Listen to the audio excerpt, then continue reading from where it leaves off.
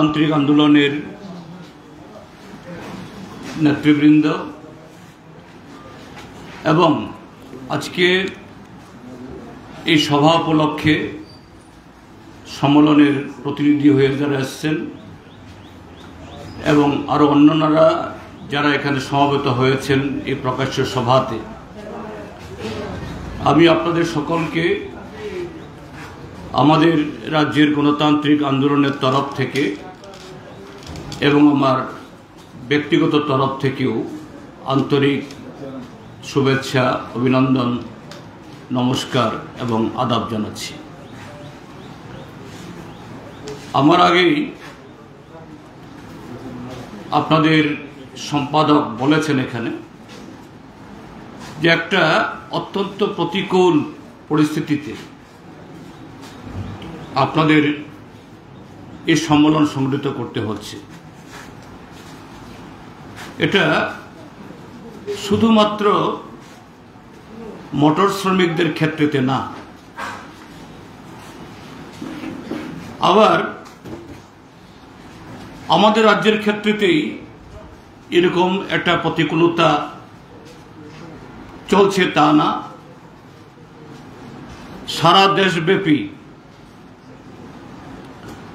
RSS নিয়ন্ত্রিত ভারতীয় জনতা পার্টির সরকার কায়েম হবার পর আমাদের দেশে জনজীবন,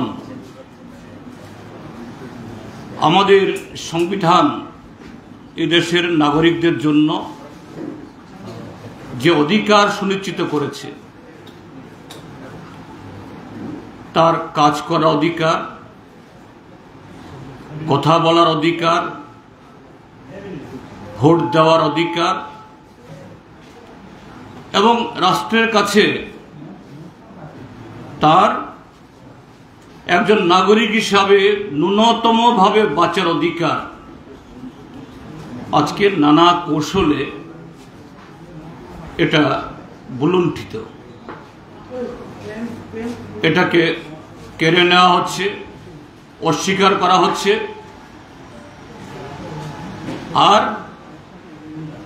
এই যে জনগণের অধিকার কেড়ে নেওয়া, বাঁচার সুযোগকে সংকুচিত করা,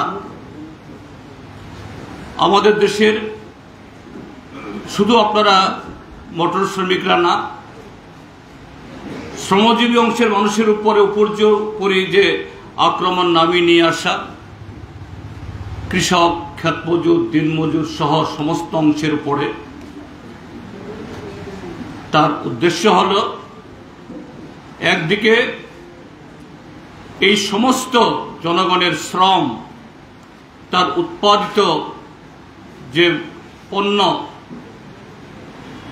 তা থেকে যে পুঁজি তৈরি হয়, সম্পদ তৈরি হয়, এটা মুষ্টিমেয় কিছু লোকের হাতে কুক্ষিগত করার জন্য আমাদের দেশের মাত্র কয়েকশো পরিবার গত 11 বছরে তারা শুধু আঙ্গুল ফুলে কলা গাছে না, তারা হিমালয় সম তার চেয়ে উঁচা তার চেষ্টা অব্যাহত আছে। তো স্বাভাবিক, আমরা যারা ভারতবাসী ব্রিটিশদের বিরুদ্ধে, উপনিবেশ শোষণের বিরুদ্ধে লড়াই করে আমাদের পূর্বপুরুষরা বহু ত্যাগ স্বীকার করে, লড়াই করে, জেল খেটে, ফাঁসিতে ঝুলে লুটেরারা অনন্তকাল আমাদের দেশের জনগণকে, আমাদের ভবিষ্যৎ প্রজন্মকে এইভাবে তাদের ভোগের বর্ণনা করতে পারে।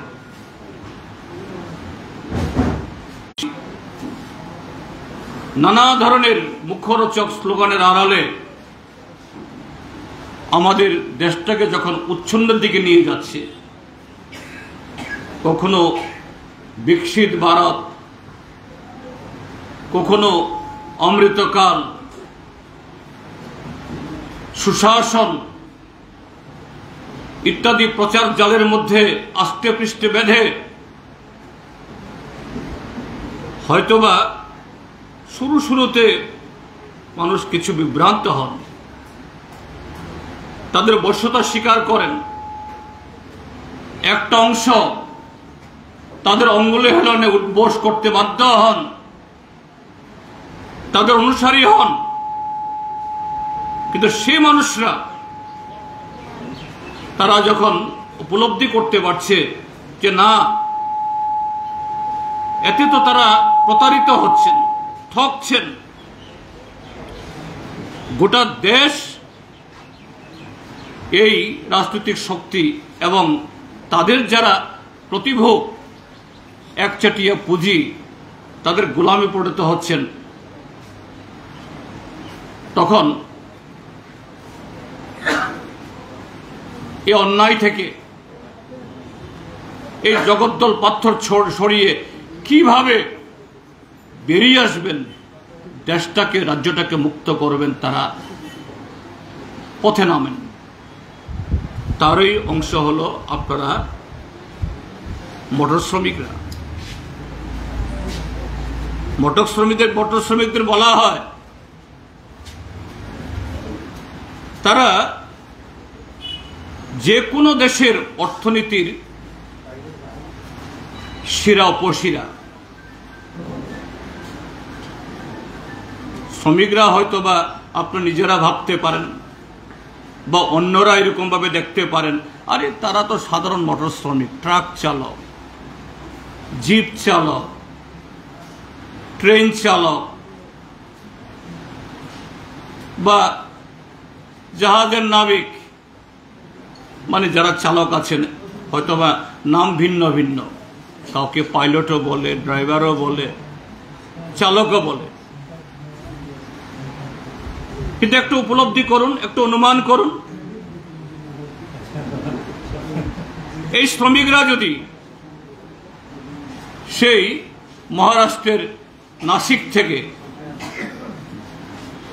যেখানে আমাদের দেশের সবচেয়ে বেশি উৎকৃষ্ট যে পেঁয়াজ বা কালো আঙ্গুর আরো অন্যান্য জিনিস উৎপাদন হয়, ট্রাকে করে বা রেলের বগিতে করে যদি সারা দেশে না নিয়ে যায়, নৌ বন্দরে নিয়ে যদি ফেলে বিদেশে রপ্তানির জন্য পাঠায়, সে পেঁয়াজ, সেই আঙ্গুর নাসিকে কত দামে বিক্রি হবে? হয়তো শুরুতে 10-5 টাকায় বিক্রি হবে, এরপরে এটা পচা নষ্ট মাল হিসাবে মাটি খুঁড়ে সেখানে কবর দিতে হবে। ঠিক তেমনি আমাদের দেশের যে শস্য ভাণ্ডার, পাঞ্জাব এবং হরিয়ানা বা উত্তরপ্রদেশের উত্তরাঞ্চল বা পশ্চিমাঞ্চল, যেটাকে বলা হয় আমাদের দেশের গ্রেনারি, ধান বা এই অন্যান্য পণ্য, চাউল, সারা দেশে যদি এটাকে ফুড কর্পোরেশন অফ ইন্ডিয়া হোক বা অন্য যে কোনো সংস্থার প্রয়োজনে এরা যদি এই পণ্য না নিয়ে যান, দেশ অভুক্ত থাকবে। সেই ধান, সেই যে গম সেখানে পচবে। ঠিক তেমনি মধ্য ভারত থেকে হোক, দক্ষিণ ভারত থেকে হোক বা পূর্ব ভারত থেকে হোক, শুধু কৃষকদের উৎপাদিত পণ্য না, এটা কয়লা হোক, ইস্পাত হোক বা চেন্নাই, মুম্বাই থেকে, গুজরাট থেকে, সেখান থেকে উৎপাদিত ফিনিশ প্রোডাক্ট, কি ইলেকট্রনিক বা কনজিউমার বা অন্য যে কোনো, এই পরিবহন ব্যবস্থার মধ্য দিয়ে যদি এটা আমদানি রপ্তানি না হয়, আমাদের দেশের অর্থনীতি একদিন চলবে? আমাদের দেশের অর্থনৈতিক অবস্থার কি হবে? তাহলে যে কোনো দেশের যারা পরিবহন শ্রমিক, সেই পরিবহন আজকে উন্নত পরিবহন হয়েছে, একদম হেলিকপ্টারে, এরোপ্লেনে, সেটাও পরিবহন, যাত্রী পরিবহন, মাল পরিবহন। এটা যত মসৃণ হবে, দ্রুত হবে, আধুনিক হবে, সে বাহনগুলো, তার সাথে যারা খুব সফিস্টিকেটেড, উন্নত এই সমস্ত যান চালনায় যারা যুক্ত বা সাধারণ কায়িক শ্রমে যারা চালান, তাদেরও যদি জীবন উন্নত না করা হয়, অধিকারকে মর্যাদা দেওয়া না হয়, তাদের শ্রম হিসাবে, মজুরি হিসাবে, আরো অন্যান্য অধিকার হিসাবে, তাহলে সেই দেশের অর্থনীতি বা তার সামগ্রিকভাবে যে ব্যবস্থা, এটা কখনো সেরকমভাবে সচল, উন্নত বা একটা সমুন্নত অর্থনীতি, সমুন্নত সমাজ ব্যবস্থার অঙ্গ হয়ে উঠতে পারে না। পরিবহন শ্রমিকরা সমাজের মধ্যে সেরকমই একটা গুরুত্বপূর্ণ অংশ। তাদেরকে বাদ দিয়ে রাষ্ট্র, সমাজ একদিনও চলতে পারে না। এটা কৃষকদের ক্ষেত্রেও তাই, খ্যাত মজুরদের ক্ষেত্রেও তাই, জমিয়াদের ক্ষেত্রেও তাই। কিন্তু যারা আজকে এই বিকশিত ভারত, অমৃত ভারতের স্বপ্ন যারা দেখাচ্ছেন, তারা এই শ্রমজীবীর অংশের মানুষকে, কি শ্রমিক কি কৃষক, তারা মনে করেন এরা যন্ত্র, তারা গোলাম, তাদের আবার স্বাদ আহ্লাদ কি, তাদের আবার সংসার, সন্তান, সন্ততি, পরিবারের মানুষকে ঠিক সেরকম ভাবে অন্যান্য অংশের মানুষের মতো শিক্ষা, দীক্ষা, স্বাস্থ্য, বাসস্থান এবং একটা নির্দিষ্ট বয়সের পর অবসরের প্রয়োজন কি? তো যেহেতু তাদের মধ্যে সেরকম কোনো অনুভূতি নেই, বোধ নেই, মানুষ হিসাবে তাদেরকে মর্যাদা দেওয়ার সেরকম দায়বদ্ধতা নেই,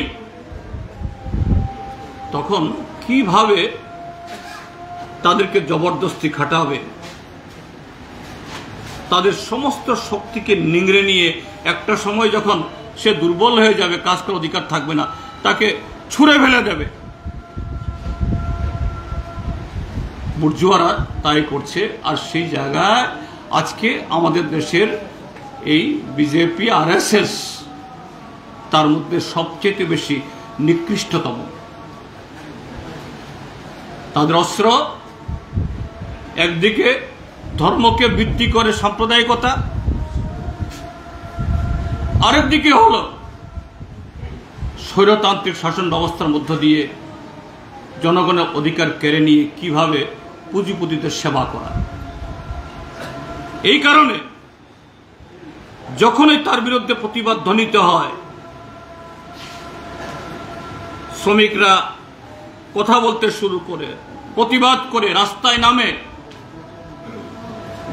মজুরির প্রশ্নেই হোক বা অন্যান্য সুযোগ সুবিধার প্রশ্নে, বোনাসের প্রশ্নে, মর্যাদার প্রশ্নে, সামাজিক দিক থেকে, তখন তাদের উপরে নানা ধরনের আক্রমণ নেমে আসে, যেটা আজকে এই ধর্মনগর বা সারা ত্রিপুরার যে আমরা প্রত্যক্ষ করছি।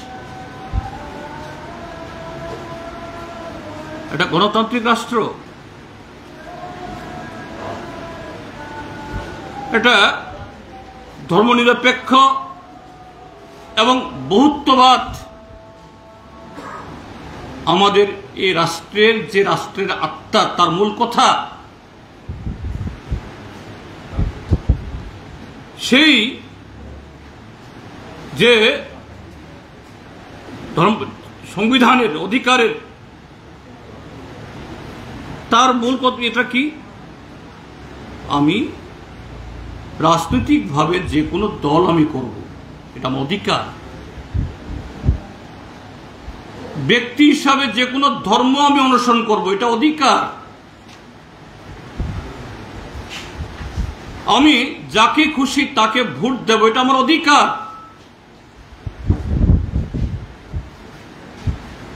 রাষ্ট্র আমাকে সে সুরক্ষা দেবে। রাষ্ট্র মানে কারা? পুলিশ, প্রশাসন।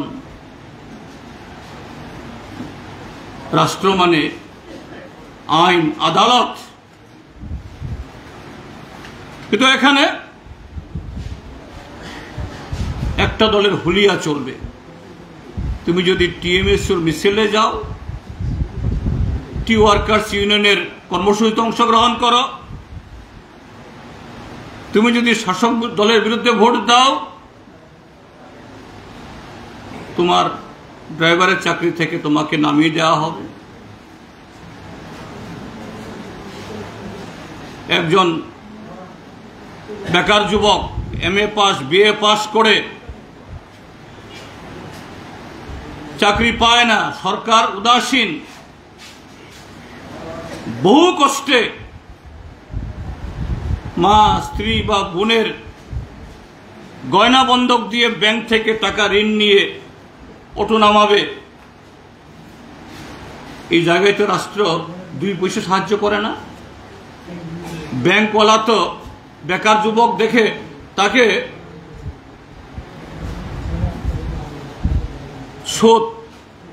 শোধ আদায় করতে কম ছাড়ে না। মাস শেষে ইনস্টলমেন্ট কম নেয় না, বরঞ্চ একটা ইনস্টলমেন্ট বাদ গেলে পরে দ্বিতীয় ইনস্টলমেন্ট আরো বেড়ে যায়। আর সে জায়গাতে পাবলিক ফাইন্যান্স হলে তো আরো মারাত্মক।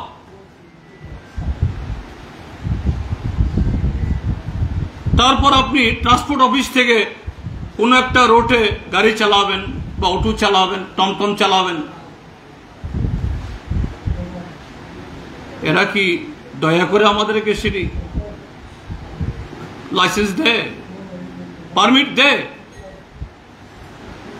সেই লাইসেন্স নেওয়ার সময়তে আমাকে ট্যাক্স ভরতে হয়। রোড পারমিট নেওয়ার সময় আমাকে বছর ভিত্তিক আমাকে পয়সা দিতে হয়। তো বিনা পয়সায় তো একজন টমটম চালক, অটো চালক, গাড়ি চালক, ট্রাক চালক, তিনি এই লাইসেন্সগুলি পান না। তাকে আবার বছর পর বছর রিনিউ করতে হয়। এই গভর্নমেন্ট আসার পর এই লাইসেন্স ফি, এটা আপনারা আরো ভালো জানেন। আমি এমপি থাকতে একটা এই লোন নিয়ে গাড়ি কিনেছিলাম, তো শখ করে মাঝে মধ্যে গাড়িও চালাই। আমাকে একটা ড্রাইভিং লাইসেন্স দিতে হবে। এটা এক সময় এক্সপায়ারি হয়ে গেছে, আমি আর দেখিনি। আমি যখন রিনিউ করি, আমার প্রথম লাইসেন্স ছিল দিল্লি থেকে, এখানে এসে রিনিউ করি, আরে দিল্লিতে যা লাগেনি এখানে এসে থেকে তার চেয়ে অনেক বেশি টাকা লেগেছে আমাকে। আমার গাড়িটা ছিল দিল্লির নাম্বার। আমার সংসদের মেয়াদ শেষ হয়ে যাওয়ার পর দিল্লিতে গাড়ি নিয়ে এসেছি। সেখানকার ট্রান্সপোর্ট অফিসাররা বলছেন, স্যার নিয়ে যান না, কি অসুবিধা, আপনার দিল্লির হলে কি হবে, আর আপনার দিল্লির নাম্বার থাকলে আরো আপনাকে আরো বেশি মানুষ এই কি বলে কদর করবে, দিল্লির নাম্বার। আর প্রাক্তন সাংসদ হিসাবে এটা গাড়িতে পার্মানেন্ট একটা এরা পারমিটও দেওয়া দেয়, কি বলে, কি কয় এটা রে, না না ওই আর কি পারমিট আর কি, মানে এতে অর্থাৎ টেম্পোরারি না, টেম্পোরারি না, পার্মানেন্ট না। না, ফিটনেস তো আছেই, তার সাথে একটা ওই যে টোল ট্যাক্স। আমাদের দেশের সাংসদ এবং প্রাক্তন সাংসদদের সেদিক থেকে অনেক সুযোগ সুবিধা আছে। ওই যে আপনি দেশের যে কোনো জায়গাতে ইয়ে দিয়ে দেবেন, আপনাকে একটা কার্ডও দিয়ে দিচ্ছি, মানে গাড়ির সামনে ইলেকট্রনিক্স, তো আপনার গাড়ি দেখলে আস্তে করে টোল গেট উঠে যাবে, আর পয়সা দিতে লাগবে না, কেউ জিজ্ঞাসাই করবে না। হ্যাঁ, টোল ফ্রি, হ্যাঁ টোল ফ্রি এরকম একটা কার্ড, তারপরে নাম্বার। আমার মাথায় জানি কি চাপলো, ত্রিপুরা নিয়ে যাইতেছি, ত্রিপুরা নাম্বারই লাগাই। আর ওইখানে আমি না করে এসছি, এখানে এসে করতে গিয়ে আমি 2019 সালে কথা বলছি, 86,000 টাকা আমার পকেট থেকে চলে গেল, যেটা 86 পয়সা আমার লাগার কথা না। তা আমি বুঝতে পারি সেখান থেকে যে আপনাদের উপরে প্রতিনিয়ত কিভাবে ত্রিপুরা রাজ্যে বর্তমান সরকার ট্যাক্স চাপাচ্ছে। এমনিতেই কারো দয়ায় না, কিন্তু আপনি আপনার অধিকার অনুযায়ী আপনি টিএমএসসি করতে পারবেন না, লাল ঝান্ডার মিটিংয়ে চলতে পারবেন না, হলেই আপনার অটো বসিয়ে দেবে, গাড়ি বসিয়ে দেবে, আপনি সিন্ডিকেটে ঢুকতে পারবেন না, দহি আক্রমণ নামিয়ে নিয়ে আসবে। কেন ওগুলো? কারণ আমাদের দেশের শাসক দল বুঝতে পারছে এই দেশের জনগণ তাদের যে ডিক্টাট, অর্থাৎ তাদের নির্দেশিকা মানছে না, মানতে চাইছে না। কাজে অন্যায়ভাবে বল প্রয়োগ করতে হবে, আর এই সমস্ত মিথ্যা বুজরুকি সব দিয়ে তাদের মগজ দোলাই করার চেষ্টা করতে হবে, এরপরও পারছে না। এইভাবেই আমাদের দেশের সরকার, বর্তমান সরকার গত 11 বছর ধরে দেশটাকে খোকলা বানিয়ে দিয়েছে। অর্থনৈতিক দিক থেকে খোকলা, গণতান্ত্রিক অধিকার থেকে খোকলা, সব দিক থেকে। তার বিরুদ্ধে ঐক্যবদ্ধ হয়ে নামতে হবে। আমাদের রাজ্য যারা চালাচ্ছে,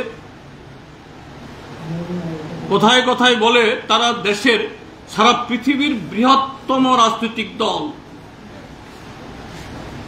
বৃহত্তম গণতান্ত্রিক দল।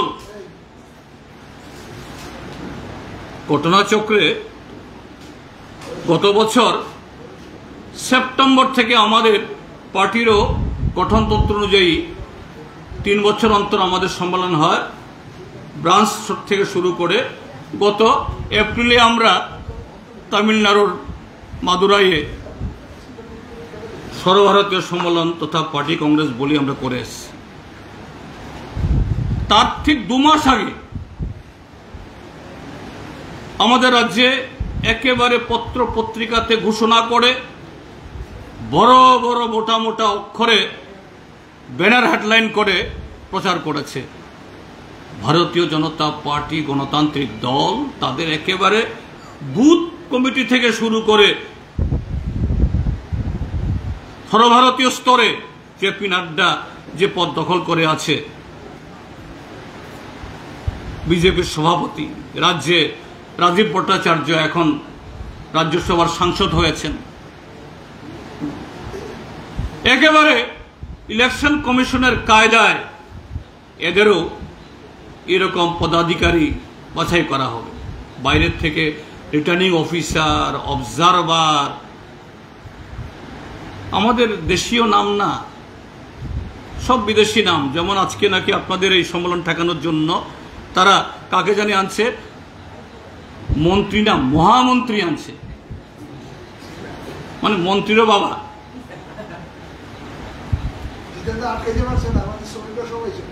যাই হোক, আটকানোর চেষ্টা হয়েছে। তো মন্ত্রী না হলে মন্ত্রীর মতো একজন আছে ধর্মনগরে, তার ঠেলায় ধর্মনগরবাসীর প্রাণ উষ্ঠাগত প্রায়। আর সেই জায়গায় যদি এই মন্ত্রীরও বড় মহামন্ত্রী আসে, ওরে বাপ রে বাপ, কি হবে? কিন্তু অবস্থা কি? সেই এপ্রিল মে মাসে শুরু হয়েছে বুথ সভাপতি বদলানো, বুথের পর কি জানিয়ে এই মন্ডলের পরে এতে জেলা, তারপরে গতকাল 28 তারিখ, গতকালই নাকি মোটামুটি হওয়ার কথা। বিকালবেলা সামাজিক মাধ্যমে দেখি যে না, অনির্দিষ্টকালের জন্য ভারতীয় জনতা পার্টির এই রাজ্য সভাপতি নির্বাচনের প্রক্রিয়া স্থগিত রাখা হয়েছে। আবার আজকে কিছু পত্রিকাতে বেরিয়েছে আগরতলার, আজকে সন্ধ্যা 6টায় নতুন সভাপতি হবে। এটাকে কেন্দ্র করে দিল্লি হিল্লি তো আছেই। যাই হোক, এটা তাদের আভ্যন্তরীণ ব্যাপার। আমার বক্তব্য হলো এই জায়গাতে যে দলের ভিতরে গণতন্ত্র নাই, যে দলের ভেতরে যে আপনারা মোটর শ্রমিক, আপনারাও আজকে চট করে সৌমিত্র চক্রবর্তী আগরতলা থেকে এসছে, এখানে জবরদস্তি করে রাম বা শ্যাম কাউকে সভাপতি বা সম্পাদক বানিয়ে দিয়ে যাবেন না, আপনারা ঠিক করবেন। কোনো দলে কোনো সংগঠনে যদি এরকম গণতান্ত্রিক প্রক্রিয়া না থাকে, সে দল সরকার চালালে কি হতে পারে? সর্বত্র অরাজকতা, অনিয়ম, তাই চলবে। আজকে রাজ্য প্রশাসনেও সর্বত্র, পঞ্চায়েত থেকে মহাকরণ অবধি, শুধু ওই নির্বাচনে এই যে গেল ত্রিস্তর পঞ্চায়েত নির্বাচন আপনারা প্রত্যক্ষ করেছেন, বিগত 7 বছর ধরে যে ধরনের সন্ত্রাস ইত্যাদি, শুরুতে আমাদের এখানকার পার্টিও যে নির্বাচন ঠিক নির্বিঘ্নে করা যাবে কিনা এটা দুনামনা ছিল। আমরা পার্টি থেকে যে বললাম যে না, গ্রাউন্ড বাস্তবের মাটিতে অবস্থা অন্যরকম। কি কালাসরা ব্লক, কি কদমতলা ব্লক, কি যুবরাজনগর ব্লক, পাবলিক আর তাদেরকে চাইছে না। শুধু সাহস করে আপনারা মনোনয়নপত্র দাখিল করুন, গ্রাম পঞ্চায়েত লেভেলে, পঞ্চায়েত সমিতি লেভেলে, জেলা পরিষদ লেভেলে, দেখবেন এরপরে মানুষ কিভাবে এগিয়ে আসে। এদের তো গত 7 বছর অনেক কামাই করেছে। একজন নেতা তাদের চেলাদেরকে যদি প্রধান চেয়ারম্যান না করা যায়, লুটের যে সুবিধা হারিয়ে যাবে, তো স্বাভাবিক তারা তো বহু টাকা খরচ করবেন। আমরা তার সাথে পারবো কিনা? একটু আগেও আমাদের জেলা কমিটির মিটিং আমরা আলোচনা করছিলাম এরকম তহবিল সংগ্রহের ব্যাপারে। বলছে যে আমরা পার্টিগতভাবে সেরকমভাবে সাহায্য করতে না পারলেও গ্রামাঞ্চলে এই গত জুলাই আগস্ট মাসে পঞ্চায়েত নির্বাচনে বিজেপিকে মোকাবেলা করার জন্য গ্রামের মানুষ যেরকমভাবে সাহায্য করেছে, আমাদের পার্টির এই যারা প্রার্থী তাদেরকে প্রচার নেওয়ার জন্য একেবারে কম টাকা তারা উঠাননি। স্বতঃস্ফূর্তভাবে, কোন তাগিদে যে না আমরাও তাদের মতো পঞ্চায়েত দখল করে লুট করব, তার জন্য এই চিন্তায় না, যে না আমাদের সম্পদ, আমাদের অধিকার লুণ্ঠিত হচ্ছে, এটাকে রুখতে হবে। ভোট গণনা হলো 8 তারিখ না 12 তারিখ জানি, আমার ঠিক খেয়াল নেই, আগস্টের 8 তারিখ সকালবেলা যখন শুরু হয়, এই 3টা ব্লকেই যে পঞ্চায়েতটা ধরে সে পঞ্চায়েতে শুধু সিপিএম, কাছিহাতরা তারা ছাড়া অন্য চিহ্ন দেখা যায় না। গণনা স্থগিত, গণনা শুরু হয় না। আমরা উপরতলা থেকে বারবার বলছি, কেন গণনা বন্ধ? কি করবে এ রাজ্যের প্রশাসনের মধ্যে যারা আছেন, এরও নানা অসুবিধার মধ্যে আছে। ও স্যার শুরু করছি। এরপরে গণনা শুরু হলো সন্ধ্যার পর, তারপরেও সুবিধা হয় না। কিভাবে গণনা কেন্দ্রে ঢুকে লুট করে পঞ্চায়েতগুলো নিয়ে গেল, ব্লক পঞ্চায়েত সমিতি নিয়ে গেল। তো এদের হাতে এখন পঞ্চায়েত, ব্লক, জেলা পরিষদ। এই লোকগুলো জননির্বাচিত না। হ্যাঁ, রিটার্নিং অফিসারের ছাপ মারা সার্টিফিকেট হয়তো আছে, কিন্তু জনগণের ছাপ নেই, মানুষের ছাপ নেই। ডাকাতি করে তারা এই ত্রিস্তর পঞ্চায়েতের সাংবিধানিক পদ দখল করে সেখানে হর্তা কর্তা বিধাতা হয়ে বসেছেন। কয় মাস? সে অগাস্ট থেকে এই জুন, মাত্র 10 মাস। এই 10 মাসের মধ্যে এদের এক একটা চেহারা দেখুন, কি কালাছড়া, কি কদমতলা, কি যুবরাজনগরে। গত কয়েক মাসের মধ্যে যারা মন্ডলের সভাপতি হয়েছেন তাদের চেহারা দেখুন। পত্রপত্রিকাগুলিতেও লিখছে এখন, তাদের ছবি টবি দিয়ে এক একটা 27, 28, 29, 30 লাখ টাকার গাড়ি মাত্র কয়েক মাসের মন্ডল চেয়ারম্যান হওয়ার সুবাদে। কোত্থেকে এগুলো আসে? কাজেই ভিতরে ভূমিকম্প হচ্ছে। সেই ভূমিকম্প ওই বিজেপির সভাপতি নির্বাচনেও সে ভূমিকম্পের কারণে কোন গোষ্ঠীর নেতা সভাপতি হবেন? কারণ সভাপতি হওয়া মানে হলো তার গ্রুপের লোক, তারাই আগামী দিন ত্রিপুরা রাজ্যকে লুটে লাইসেন্স পাবেন। অন্যদিকে ত্রিপুরা মথা,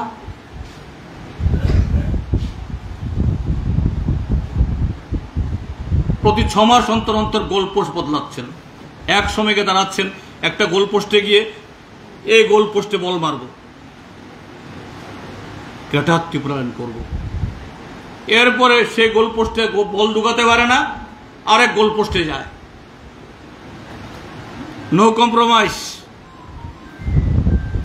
তারপর আরেক গোল পোস্ট, সর্বশেষ গোল পোস্ট কি? চিটাগাং বন্দর দখল করব, চাকলা রোশনাবাদ দখল করব। তোমার বাপ ঠাকুর দাদা উচ্চারণ করতে পারেনি, আর তুমি গিয়ে এগুলি করবে? অল্প বয়সী তরুণ তরুণী, আমাদেরও দুর্বলতা, তাদেরকে আমরা ঠিক সেরকম ভাবে অতীত সম্পর্কে জ্ঞান দিতে পারিনি। তারা দলে দলে গেছে, দলে দলে বেরিয়ে এসছে, কথা বলবো না, কিন্তু এদের মগজে ঢুকছে কি হচ্ছে। বামফ্রন্ট সরকারের সময়তে কোনো MA পাস ছেলে, ইঞ্জিনিয়ার ছেলে, তাকে গ্রুপ ডি মানে ক্লাস 4 চাকরির জন্য ট্রাইবেল ছেলেকে অ্যাপ্লিকেশন করতে হয়নি, করেওনি কখনো। আর এখন MSc, এগ্রি MSc, LLB, তারা গিয়ে মাল্টিটাস্কিং স্টাফ। আমার এক ভাতিজা দেরাদুন থেকে এগ্রি BSc-তে MSc করে আসছে, এগ্রি BSc-তে। তার বাবা বলছে, দাদা আমার ছেলে তো চাকরি পাইছে। কি চাকরি? Multitasking staff. আমিও আসলে প্রথমত আমি এটার কাজ কি আমি বুঝিনি। বলছে তোমার জ্যাঠাকে একটু নমস্কার কর আসছে, কিন্তু বাতিজা তো নামে না, আসেই না। আরে আয়, চাকরি পাইছো তুমি, একটু ইয়ে করি। এরপরে বলার পর সে আসলো, তোমার চাকরির ইয়া কি, কাজ কি? ও জেঠু, আমার চাকরির কাজ হইল, আগে ক্লাস 4-এর চাকরি হয় পিয়ন বা নাইট গার্ড বা হসপিটালে ওই কি বলে, কি জানি স্টাফ একটা বলে না, এটা ওয়ার্ড বয়।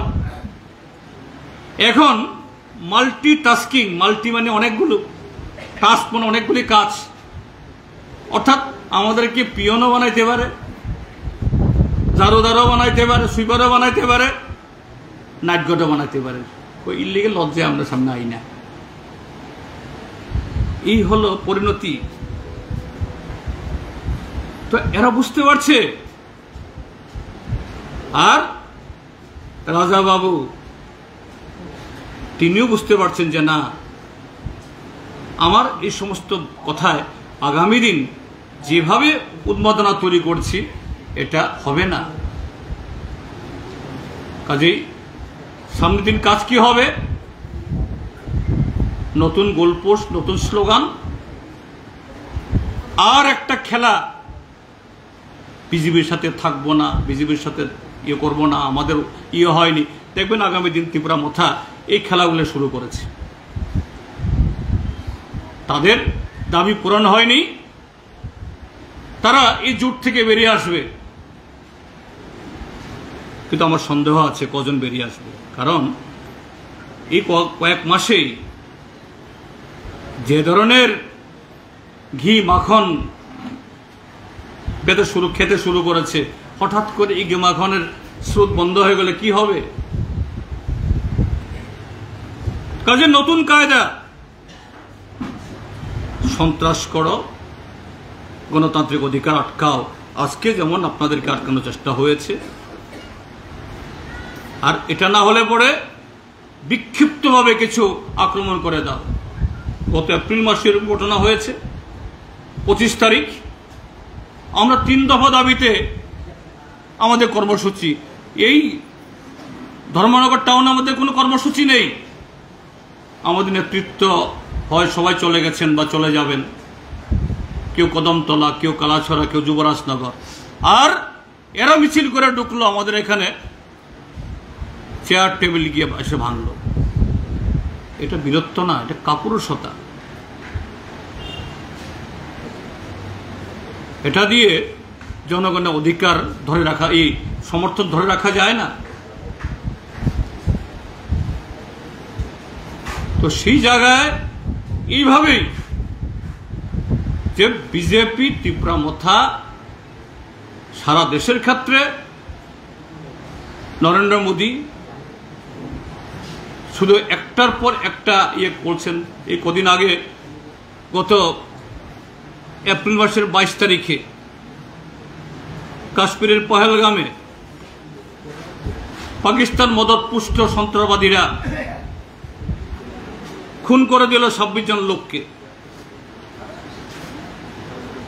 এবং এবার এরকম আক্রমণ আগেও হয়েছে। এবার নতুনত্ব কি? ধর্ম জিজ্ঞেস করে করে করে খুন করেছে, শুধু একজনকে বাদে বাকিদেরকে সবাইকে। উদ্দেশ্য কি? একদিকে 25 জনকে 26 জনকে খুন করে দিয়ে গেলাম, আরেকদিকে যেহেতু এই সন্ত্রাসবাদীরা ধর্ম জিজ্ঞেস করে যাচাই করে করে খুন করেছে, গোটা ভারতবর্ষ যেন 2 ভাগ হয়ে যায়। 2 ধর্মাবলম্বী, 2 বিশ্বাসে সারা দেশকে ভাগ করো। কিন্তু সন্ত্রাসবাদীরা যা চাইল হয়ে গেল উল্টো, হয়ে গেল তার বিপরীত। পরদিন গোটা কাশ্মীর নেমে গেল রাস্তাতে। অতীতে এরকম বহু ঘটনা হয়েছে, কাশ্মীরে সন্ত্রাসবাদের বিরুদ্ধে প্রতিবাদ হয়নি। গোটা কাশ্মীরে নেমে গেল, সন্ত্রাসবাদ নিপাত যাক, পাকিস্তান নিপাত যাক। গোটা দেশ নেমে গেল। দেশের বর্তমান সরকার প্রধানমন্ত্রী নরেন্দ্র মোদীর সাথে আমাদের হাজার লাখ পার্থক্য থাকতে পারে, কিন্তু এই মুহূর্তে আমরা সবাই প্রধানমন্ত্রীর পাশে আছি, দেশের সরকারের পাশে আছি। সন্ত্রাসবাদীদেরকে দমন করার জন্য, তাদেরকে ধরার জন্য, এদেরকে শাস্তির জন্য আপনি ব্যবস্থা গ্রহণ করুন। কিন্তু দুর্ভাগ্যের সাথে বলতে বাধ্য হই আমরা, কি দেখলাম 22 তারিখ ঘটনা, 24 তারিখ সর্বদলীয় মিটিং হলো। তিনি তখন বিদেশের মাটিতে, সৌদি আরবে। এখন তো ইলেকট্রনিক মিডিয়া এত দ্রুত ছড়ায়, তিনি খাওয়া দাওয়া সব বন্ধ করে খাওয়ার পাত থেকে উঠে যেন এক্ষুনি যেতে হবে। আজ পর্যন্ত কাশ্মীরে গেলেন না। 24 তারিখে সর্বদলীয় মিটিং হলো, সেখানে পৌঁছলেন না। কোথায় পৌঁছলেন? বিহারের মধুবনী। বিহারে তো নির্বাচন ঘোষণা হয়নি এখনো। ওইখানে গিয়ে চুন চুন কো মারেঙ্গে, দেখ দেখ কে মারেঙ্গে, এমন ভাবে কথা বললেন। ওই সন্ত্রাসবাদীরা আমাদের দেশের মানুষকে ভাগ করার চেষ্টা করতে পারেননি, আর তিনি এসে এই ভাগ করছেন। এমন ভাবে কথাগুলি বললেন, এর আগে নির্বাচনেও 2024 সালে যেরকম বলেছেন, অমুককে তমুককে, এইকে সেইকে সবক শেখাবেন। তাহলে ঘটনা কি? সন্ত্রাসবাদীরা এরাও দেশের মানুষকে ভাগ করতে চায়, আর আমাদের দেশের বর্তমান শাসক দল তারাও ভাগ করতে চায়। দুইজন দুই জায়গা থেকে। কেন? কেননা জনগণের আশা আকাঙ্ক্ষা পূরণ করতে পারছে না। এইভাবেই মানুষকে ভাগ করে কিভাবে ক্ষমতায় টিকে থাকা যায়, আবার ক্ষমতা দখল করা যায়, পারবে না। ত্রিপুরাতেও যারা এরকম ভাবে জবরদস্তি করে, অন্যায়ভাবে ভয়ভীতি দেখিয়ে আর সর্বত্র এই বিভাজনের খেলা খেলে যারা করছে, এদেরও দিন ফুরে এসছে। কাজে আজকে আপনাদেরকে রুখতে পারেনি। আপনার চেষ্টা করেছিল, আটকে রাখতে পারেনি, পারবে না, কাউকে পারবে না। এই ত্রিপুরাজ্যের হিন্দু, মুসলমান, ট্রাইবেল, নন ট্রাইবেল, গরিব, মধ্যবিত্ত, শহর গ্রামের মানুষ ঐক্যবদ্ধ হয়েই গত 7.5 বছর ধরে যে জগদ্দল পাথর আমাদের বুকে চেপে আছে, নানা কথার আড়ালে তা থেকে বেরিয়ে আসবেন। আপনাদের সম্মেলন থেকেও সেই যে কিভাবে এই অন্যায়, অত্যাচার এবং স্বৈরাচারের শৃঙ্খল থেকে বেরিয়ে আসতে পারি আমরা, তার জন্য সংগঠনকে আরো জোরদারভাবে গড়ে তোলার জন্য সেরকমভাবে সিদ্ধান্ত গ্রহণ করুন।